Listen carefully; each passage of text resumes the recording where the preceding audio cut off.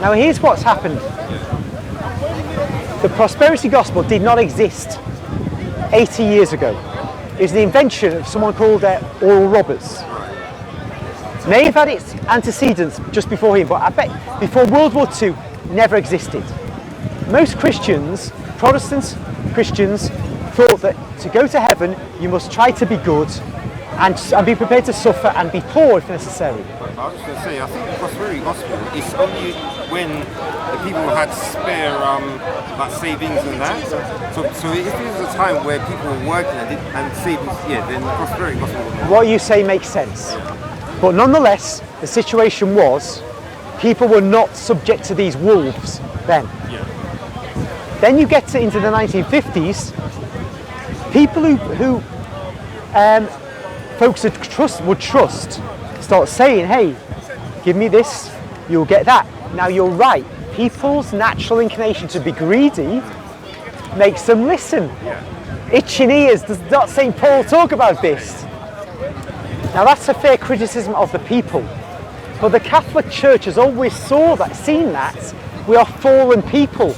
The point is, and this is part of the point of the Holy Inquisition, was to protect people from themselves, not just the heretics, because there were wolves everywhere, and they will tear strips off the sheep, and they'll, like a Pied Piper of Hamelin, that leads the children away to their destruction. Yeah. These Pied Pipers will lead people because people are weak, they want stupid things, they don't want to listen to the gospel, so they need to be contained within a structure which is the church Jesus established, within which the weak are protected, the weak are held by the strong, because the weak can be influenced by the strong to avoid going out of the structure to where the wolves are.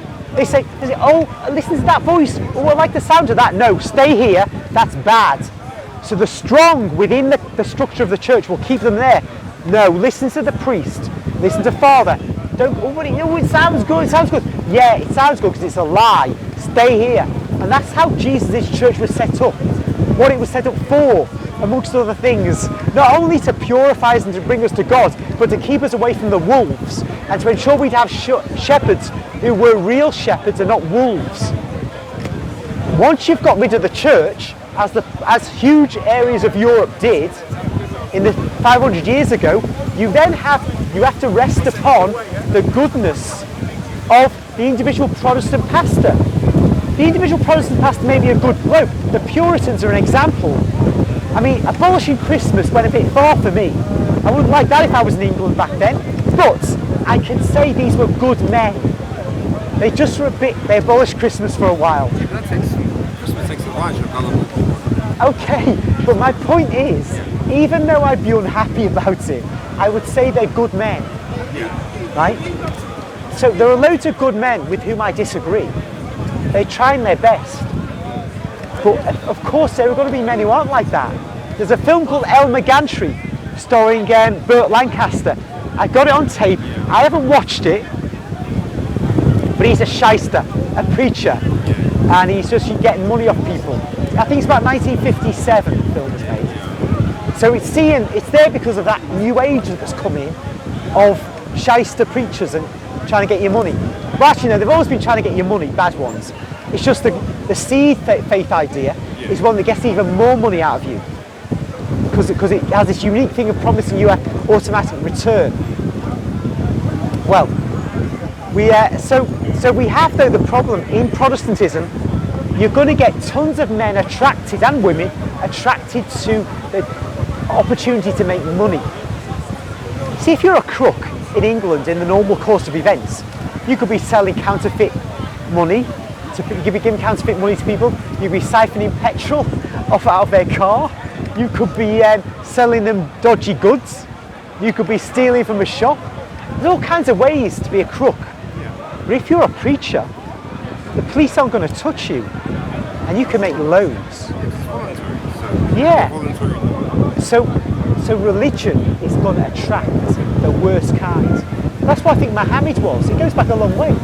Absolute shyster. Let's say a approach like Muhammad is.